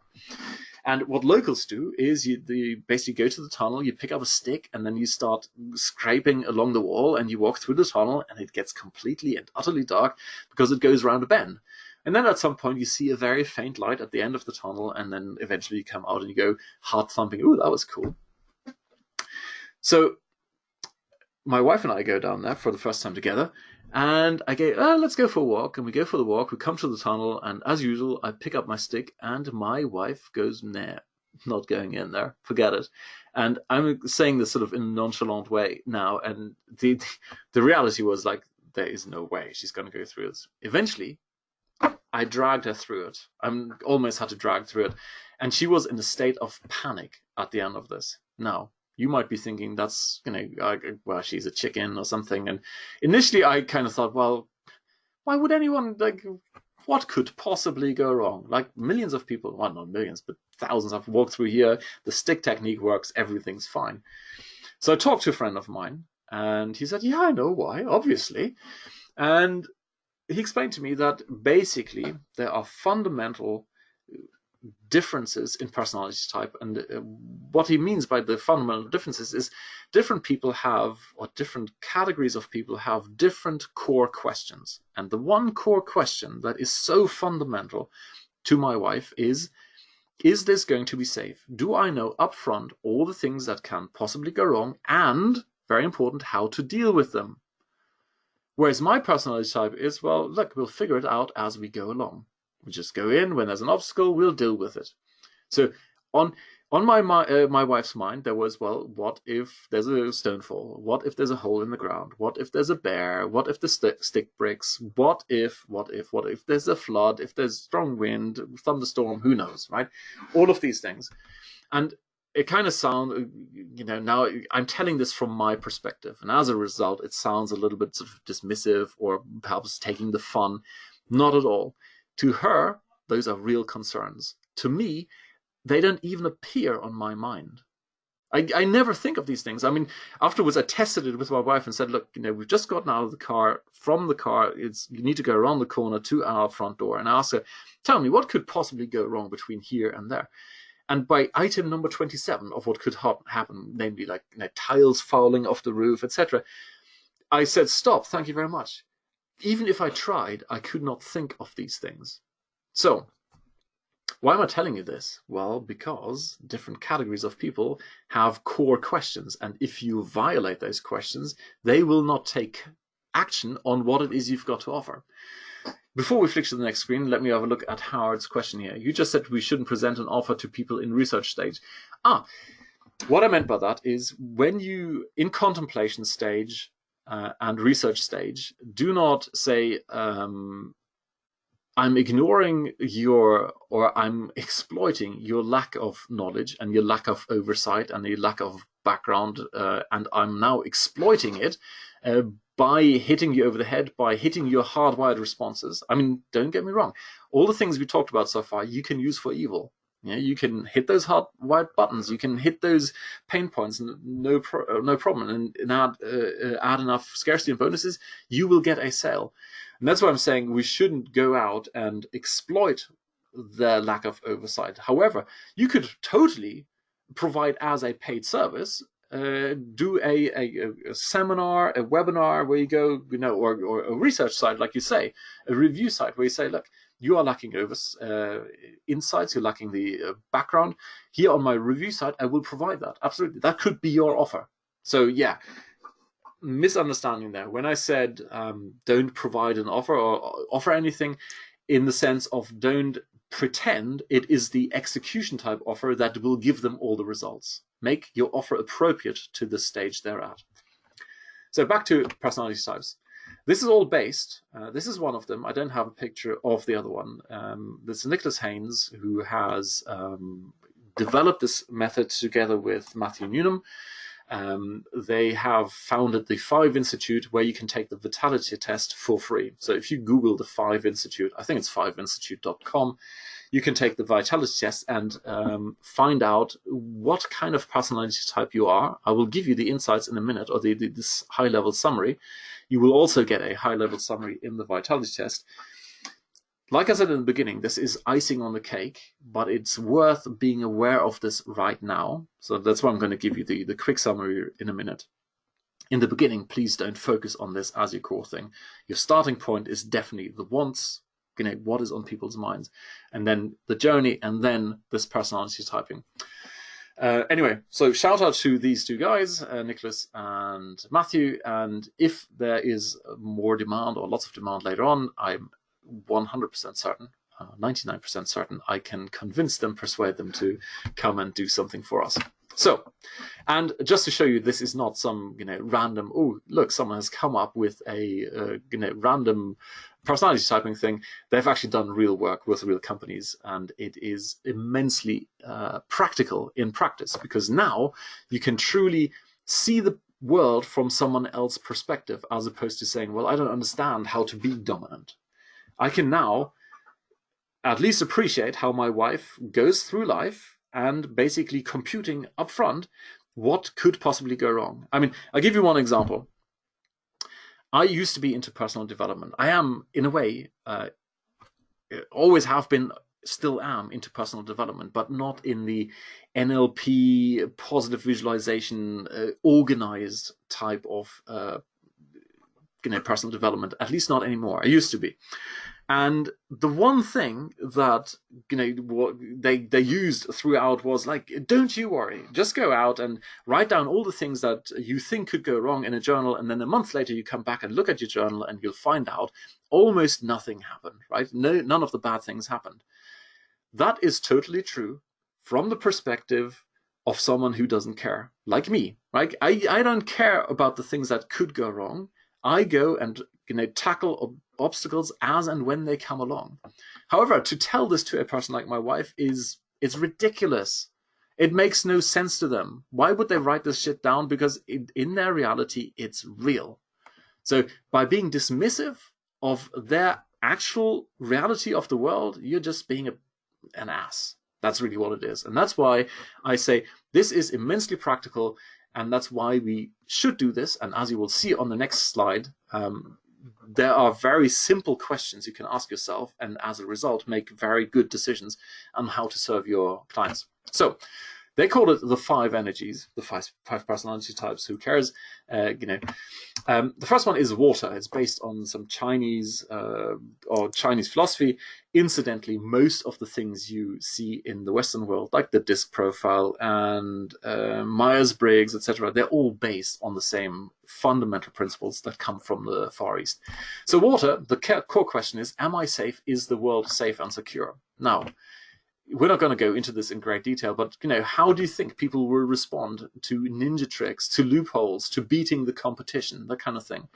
Not at all. Someone who is very water-oriented and they want to make sure their impact and legacy in the world is a positive and a contribution one, they will not respond to anything that's ninja trick and loophole and beating competition oriented.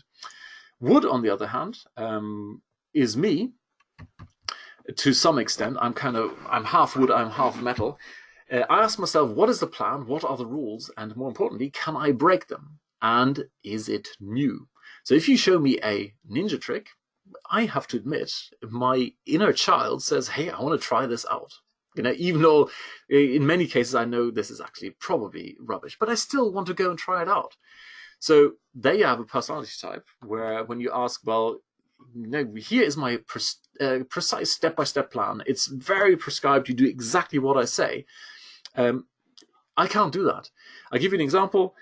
Training plans. My brother looks at a training plan, he prints it out, and then you come back 3 months later, and he's done every single session on that training plan in precisely the prescribed order, in precisely the right times and heart rate zones, etc. I print out a training plan, I draw it on my whiteboard. 2 days later, I'm bored. It's like, oh, sod it. No, look, I'll do it how I feel. Thank you very much. You need to be aware of this. When you are talking to someone who's like that, and you say, here's a strict plan, you need to do exactly. And by the way, I don't mean this in a neither in an exploitative way that you pretend to be something you're not, nor in a restrictive way. If you happen to have a product that requires people to take precise steps and be very precise with the things they're doing and park their creativity and follow your instructions to the T, like going to the army, then make that clear, because anyone who is wood-oriented will say, all right, this is not for me. And now you can start to see how those micro yeses can be very respectful, because now you've told me, oh, dude, this is not for you. You will try to break this, and when you try to alter or change the plan, it's not going to work for you. I'd be terrible as a pilot on a flight to Mars, right? I'd be going, oh, look, that planet over there. Turn, check this out. And no, you can't do that. You're going to go zoom into eternity and be gone. All right. Fire. Am I loved? Am I appreciated? Am I connected? How will they respond if you tell them that they're on their own, they're just there and the computer, and it's just about them? Ignore everyone else. You will be the winner. You can crush the competition. You will dominate them all. Well, no, help. They're not going to feel loved. They're not going to feel appreciated. They want to be connected.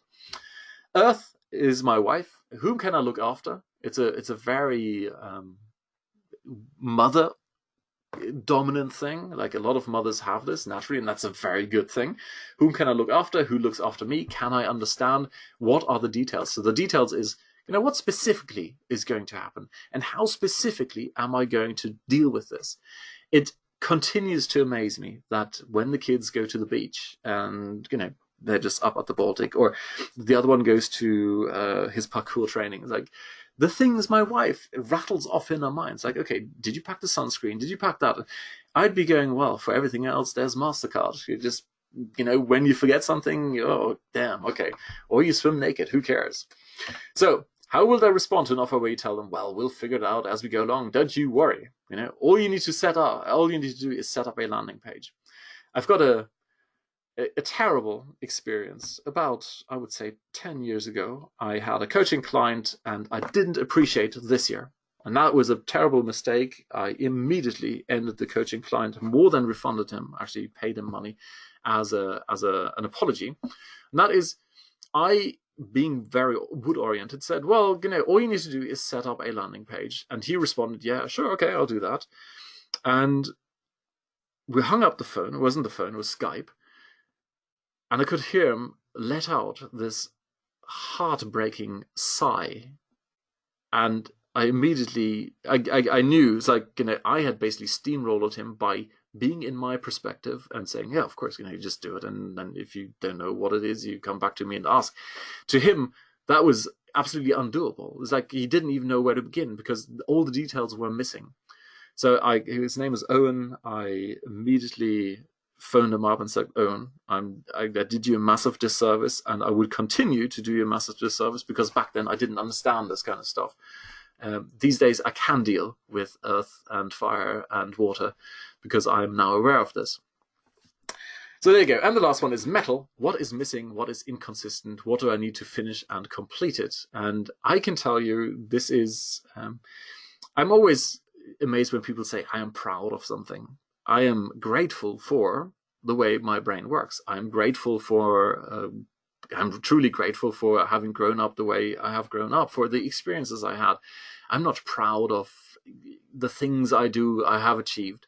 And so I'm grateful for the way my brain finds inconsistencies. Example is they open a new cafe just around the corner, and they had a big timetable when they are open. It's sort of a community project, and as a result, they weren't open the usual working hours, but they had odd hours. And it says, we are open 38 hours a week.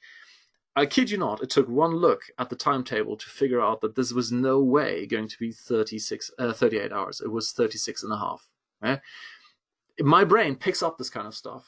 This is one of the reasons why Andy calls me when he needs software broken, because I've done many, many tests, and it never takes more than a minute for my brain to pick up something that does not work. Yesterday, I logged into my Drip account and tried something out. I showed you the thing. We have a new editor. It took a minute. Like, okay, customer service, dude, something isn't right here. When you have something like that, when you have a person who is metal-oriented, how do you think they will respond to you having typos in your marketing material? There may be typos in this thing here. I strive not to have typos in here because it's important to my brain, right? What if you give an argument that isn't watertight or illogical? And again, this is not meant to say, well, you now need to go out and make your arguments watertight and make sure you never have typos. Andre Chaperon, we talk quite a bit by email, he's dyslexic. And he goes, well, fuck it, I can't guarantee that there are no typos. Actually, he pretty much can guarantee that there are typos because he's dyslexic, and so be it. He just needs to make sure that he's open and honest about it, and then anyone who's metal can decide for themselves, well, okay, you know what, I'm okay with that, and I'm okay with it. I then send a message to Andre and say, look, there's another one, and I'm all proud because I found it, and he goes, oh, cheers, dude, and he fixes his spelling mistake. Thank you very much. So there you go. These are the 5 energies. We could go very, very, very, very deep in this. Not only how to translate these questions in marketing, but I think this gives you the foundation to appreciate that different people think and look at the world in a very different way. And you need to take this into account and, take a screenshot of this thing, freeze frame the replay to this page here. So you read through this from time to time. And of course, go over to go over to Nicholas's and Matthew's site, do the vitality test, and find out for yourself how you are hardwired, because this is going to give you a great founding or great understanding of how you view the world and how your way of communicating is, coloring everything you're doing. So, like I said, none of this is about doing a dog and pony show. It's not about bending over backwards trying to please anyone, but it is important for the journey. You need to be aware of these needs and your ability to deliver. And What I mean by that is I hear a couple of examples. If you don't want to or can't deliver step-by-step plans, don't gloss over that or don't pretend that you are. If you don't, I've mentioned that before, if you don't want to provide a 24/7 hotline, don't gloss over that or pretend that you are. D.I.S.C.O.V.E.R. And if there are unpredictable risks, well, don't tell people that they can overcome that as and when they encounter them. No, don't. D.I.S.C.O.V.E.R. Don't gloss over it. Make this explicit, because there will be people, earth-oriented people, who want to know about these things up front. Alrighty, so I've kind of summed this up, and we are coming to the end. Yippee! Your journey. I've taken a typical journey of someone who is looking to attract clients, right? The destination is to pre-qualify, so you only speak to those who are a good fit, whether you're attracting clients or want to sell in a non-salesy way. And of course, when you talk, you want to do no more objection handling and no closing. You want those to be gone. So that's a good destination to have. Now, starting point, and this is where it starts to come in. It's like, you tell me. Everyone has a different starting point. Most likely, people on this online class, on this webinar, will be somewhere in the research phase. They know they want to attract clients. They know they want to sell in a non-salesy way. And now they want to see if Yuck Marketing is a viable approach that suits them. And by all means, do tell me. Tell me if you think you're in the research phase, or are you already in the planning phase? I mean, have you seen enough of Yuck Marketing that you're going, right, I'm building this out, I'm ready to go? If you just type something in the box, are you contemplation? Are you research? Are you planning? And then, of course, very important, what is in place? In order to start attracting clients in a no yuck marketing style, well, do you have an offer? Or do you want to test an idea, ideally lean style? Do you just want to see if people resonate with it and go forward? There are all kinds of different starting places. So I've got contemplation here. Okay, research. Yeah. Okay. Now the path, what I mentioned in the path is what are the things that need to happen as and when you implement a journey through or towards the goal of attracting clients where you don't have to do any more objection handling. Well, first of all, you need to discover what your ideal prospects. Actually, it should be an apostrophe. Look, my metal kicks in. Your ideal prospects RS responds to, and what their journey is. So this is the first thing you need to do. And that's why I mentioned the lean thing. You first need to find out very, very quickly, without investing a lot of time and energy into building out a big system here. Because I give you the counter example, the horrible example. Colin, and go to hardthought.com, he spent an eternity researching and then building. He had this belief, a limiting belief, that he had to build out an entire site. So he hired his daughter, who was a graphic designer, to build this beautiful site. And then he built a beautiful site, and he goes, well, I need to have an about page. So, okay, what do I write on there? I don't know. Well, okay, let's make up some stuff. Then, in order to be taken seriously, I need to create some products. So he went and created some products. And so on and on and on and on. Massive, massive effort. And at the end of the day, he goes, well, okay, this is now my super duper site that's all about intuition, how to get better intuition. And guess what? No one was interested in finding out about intuition, right? People want to be better public speakers. People want to increase their creativity, but intuition? Nah, sorry. Right? So then you, as a next step, you develop different journeys for the different starting points, namely the ones you want to serve. Like Howard says, hey, look, I want to serve the people who are in research stage and guide them towards making good decisions. Fantastic. That's your target audience. But if you say, look, I only deal with those who've already done their research and they're ready to execute because I do one-on-one coaching, I help people hands-on in their business, well, don't try to appeal to someone who's contemplating. And then, of course, as a next bit, you want to be everywhere your ideal clients are and automate the pre-qualifying. So you then end up with spat out the end. That's why I put it in quotes there. Those where you already know they're a good fit and they really want the thing you've got, and as a result, you can now go and have one-on-one conversations with them. That's what I mean here. Actually talk to those who are pre-qualified. So the vehicle, well, do it yourself. and or go and watch more of my videos and listen to the podcast. Go to, for example, the 4-quadrant model. Go to my YouTube channel or just Google the 4-quadrant model or 4Q model. You should find a couple of bits there. Or, of course, you could do it with me. Now I said, well, there is nothing for sale here. And there is absolutely nothing for sale because the guide is, in this case, could be me. It could be someone else. I'd be more than happy to talk to you, but not now. But instead after the next online class. And this all has to do with self-efficacy. Basically, I want you to be in the place where you have a plan, where you go, right, I actually want to do this. If I look at the path thing bit, I want to figure out what people really respond to. I want to develop different journeys, and I want to then be everywhere they are, build a traffic system, and automate that whole thing. That's what I want to do. And in order to make an informed decision, you need to see what's involved. And that's the topic of the next online class. I need to look at my calendar. It's probably next Wednesday. It might be the week after, depending on what's going on. But that's really what we're covering in the next online class. I'd feel I'd be making promises where you can't make an informed decision if I said, look, I'm offering this great coaching program and we're doing all of that.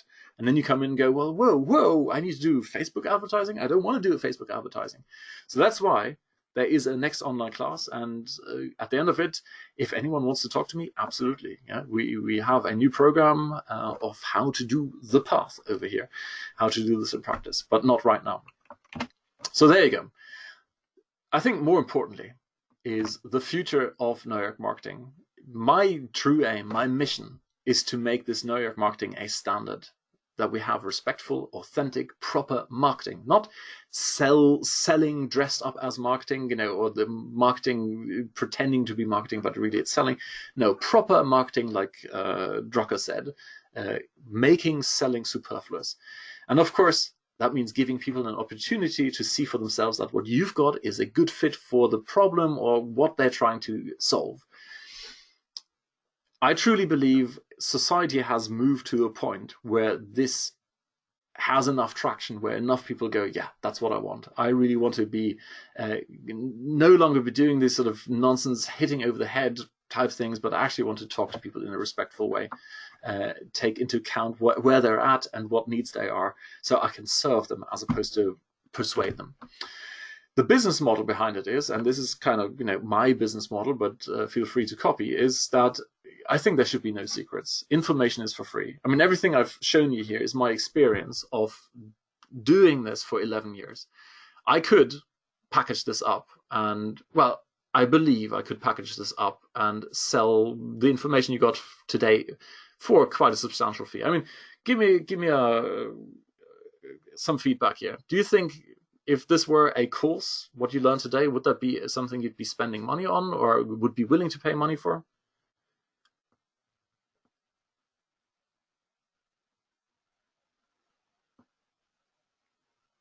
Yeah, getting a whole lot of yeses, heck yes, you could sell it, and so on. Exactly.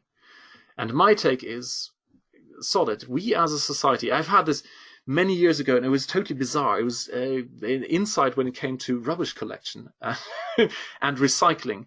I thought if we as a society took more care of everything,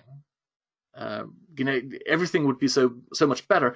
And I don't know why I came to rubbish collection, but it was something to do, where we just throw stuff away. And in the same thought, it was like we throw stuff away, but we also guard lots of stuff, and including information. Back then it was at Siemens, where everything is patented.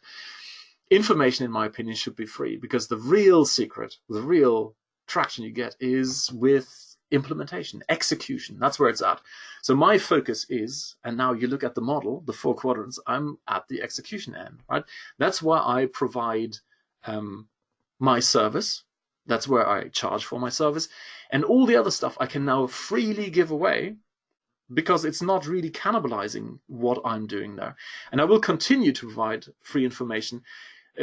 What you've seen here today is, of course, very guided towards, hey, look, here's a path, here's a model, do you want to go and implement it? me going forward is the podcast, it's YouTube videos, it's live streams, etc., where I do case studies, where I provide all of this information for free, because I want to get the message out and make the world a better place, where we share this information and make a difference. Mad people making a difference. So if you say, hey, look, I want to do this right now, do feel free to reach out to me, reply to Fight. You probably already know my email address. Otherwise, wait for next week. What I'll do is I will, next week, like I said, next week or the week after, I'll send out or do an online class on how to do this lean testing, how to do the initial testing, how to automate this kind of thing. So you get a very good idea of what's actually involved in doing this in practice. And then, afterwards, if you are interested in working with me, absolutely cool. So I would appreciate it very, very much if you could share the love. Either you still remember what the link was.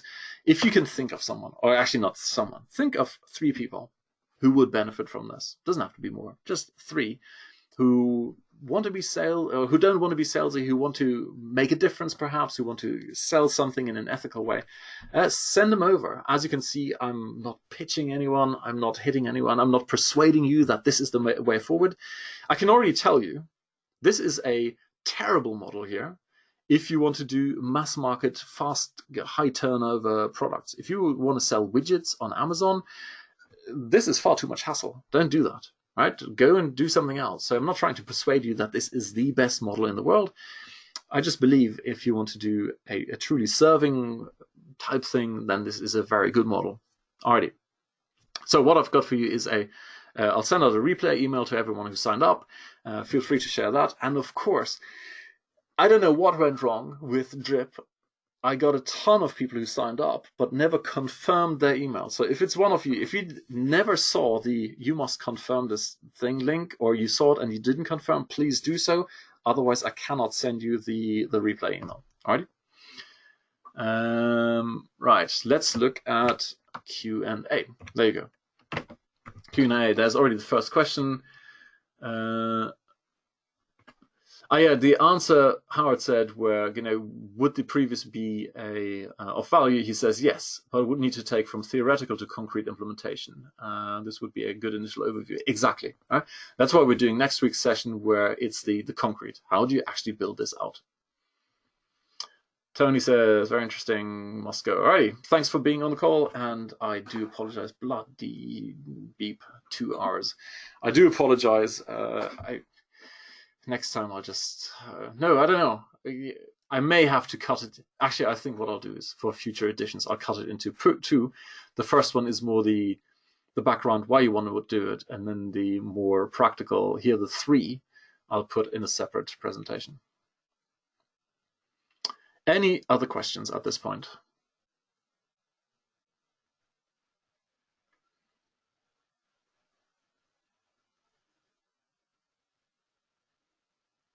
Rob also has to go. Really have to go now. Yeah, it's my fault. I do apologize. I know most people probably reserved an hour and a half. And standing out for me, number 1, excellent examples. Number 2, concept of self-efficacy, which is often missing. Number 3, your journey. Okay, cool. Got a lot of thanks here. Thanks. Thank you, Doctor. Yes. I tell you what, not even my kids call me Dr. Dad. It is terrible. It's not like the good old days when we were lads. Okay, whilst I'm waiting for a couple more questions here, funny anecdote. I used to teach computing, and the other day I come home and my wife had invited my second son's, the parkour guy, mother. And the mother just, she dropped by to drop off her son. He was staying overnight, and she'd had with her daughter, who of course turns out to be my ex-student. And so there we are, and of course now the whole embarrassment is like, who are you? Are you Fight? Are you Dr. Shank? What do I call you? So initially there was nothing, it was just you, and then fortunately a couple of gin and tonics later, she then went, all right, just call you Fight. Is that okay? Yes, it's okay. Alrighty, I don't see any more questions. Thank you for your time. I hope you found this useful. As I said, I'd really appreciate it if you can think of 3 people who'd benefit from this. And then we go and share this. I'll send out the replay links. And if you haven't confirmed your emails, please do so I can make sure I'm allowed to send those emails to you. Alrighty, cheers.